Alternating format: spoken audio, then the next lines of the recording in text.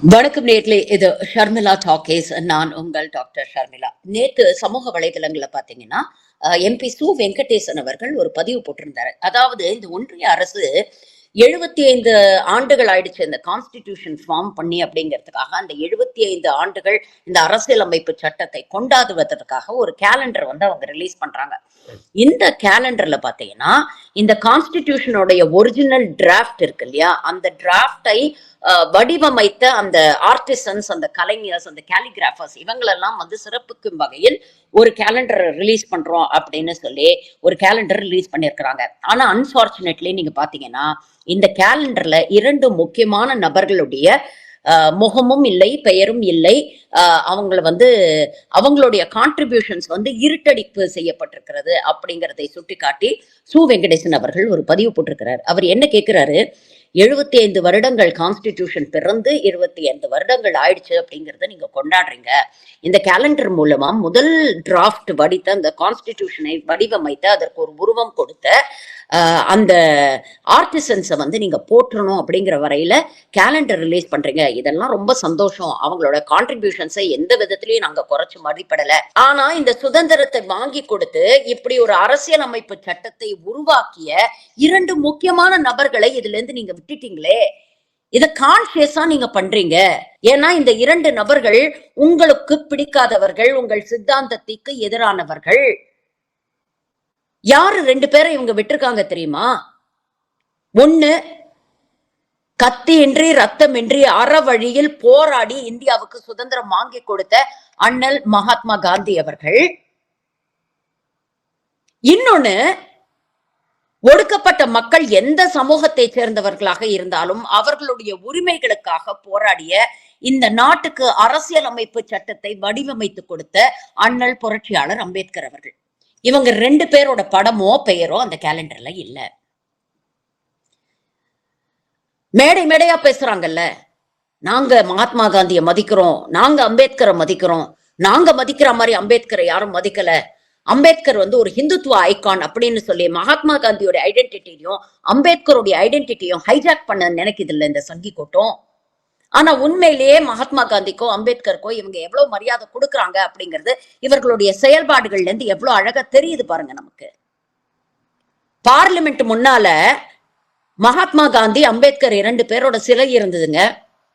இந்த சங்கி கூட்டம் என்ன பண்ணிருக்கு, புது பார்லிமெண்ட் கட்டும் பொழுது முன்னால அப்படி கம்பீரமா நின்று அந்த 2 சிலையும் தூக்கி பார்லிமெண்ட்டுக்கு பின்னால போட்டிருக்கிறாங்க. இதை இன்னைக்கு கேள்வி கேட்டிருக்காரு சு வெங்கடேசன் எம்பி அவர்கள். உண்மையிலேயே அவரை ரொம்ப பாராட்டணும்.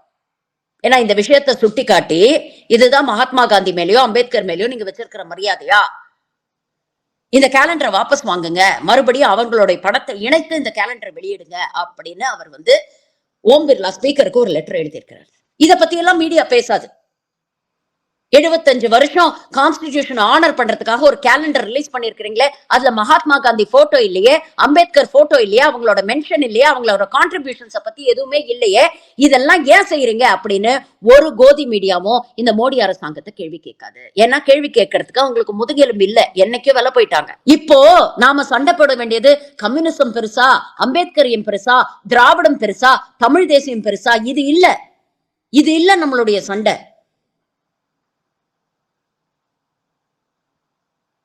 நீ திராவிடனாயிரு, நீ தமிழனாயிரு, நீ பெரியாரிஸ்டாயிரு, நீ அம்பேத்கரிஸ்டாயிரு, நீ கம்யூனிஸ்டாயிரு. உன் எல்லாருக்கும் சேர்த்து ஒரு காமனா ஒரு எதிரி இருக்கான். உங்களுக்குள்ள பிரிவினைவாதத்தை ஏற்படுத்தி, உங்களுக்குள்ள சண்டை மூட்டி விட்டு, நீங்க சண்டை போடுறத வேடிக்கை பார்த்து சிரிச்சுக்கிட்டு உங்களை திசை திருப்பி அவன் நினைக்கக்கூடிய அந்த வலதுசாரி சிந்தனைகளை இன்னைக்கு நாட்டுல விதைச்சிருக்கிறான். அவன் நினைக்கக்கூடிய விஷயங்களை ஒன்னொன்னா சாதிச்சுட்டே போறான். இன்னைக்கு அதுதானே பிரச்சனை. இன்னைக்கு அதை பத்தி தானே பேசணும். ராகுல் காந்தி அம்பேத்கரை பத்தி பேசுறாரு, ஆனா காங்கிரஸ் அம்பேத்கரை எவ்வளவு மோசமா ட்ரீட் பண்ணிருக்கு பாத்தீங்களா. கம்யூனிஸ்ட் அம்பேத்கரை பத்தி பேசுறாங்க, ஆனா கம்யூனிஸ்ட் ஒரு காலத்துல அம்பேத்கரை எவ்வளவு இழிவுபடுத்திருக்காங்க தெரியுமா. பெரியாருக்கும் அம்பேத்கருக்கும் ஒத்து போகாது, ஆனா ஏன் பெரியாரு அம்பேத்கரை தூக்கி பிடிக்கிறாங்க. இப்படிப்பட்ட கேள்விகளை எழுப்பி உங்களை குழப்ப முயற்சி பண்றாங்க. 75 வருஷம் முன்னால இதெல்லாம் யோகிச்சு ஒரு மனுஷன் எவ்வளவு அழகா சொல்லிட்டு போயிருக்கிறாரு. இந்த கான்ஸ்டிடியூஷன் யாரு கையில இருக்கோ, எந்த அரசு கையில இருக்கோ அதை பொறுத்துதான் இந்த கான்ஸ்டிடியூஷன் நல்லதாவோ கெட்டதாவோ அமையும். மனிதர்களின் முன்னேற்றத்தை விட மதத்தை தூக்கி பிடிக்கிற கூட்டத்துக்குள்ள இந்த கான்ஸ்டிடியூஷன் மாட்டுச்சுன்னா அப்புறம் இந்தியாவை யாராலையும் காப்பாற்ற முடியாது அப்படின்னு சொன்னாரு. இன்னைக்கு அதுதானே நடந்துட்டு இருக்கு.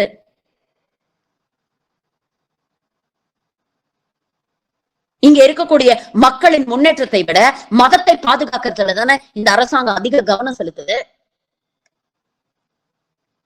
உண்மையிலேயே அம்பேத்கரை நீங்க போற்றக்கூடிய தலைவர்களாக இருந்தா, உண்மையிலேயே அம்பேத்கரை உள்வாங்கிய தலைவர்களாக இருந்தா, இன்னைக்கு இந்த சுதந்திரம், சமத்துவம், சகோதரத்துவம் இதெல்லாம் சிதைக்க நீங்க அனுமதிப்பீங்களா? இல்ல உட்கார்ந்து வேடிக்கை பார்ப்பீங்களா? இல்ல ஒரு படி மேல போய் அதை தூண்டி விட்டுட்டு இருக்கீங்க நீங்க?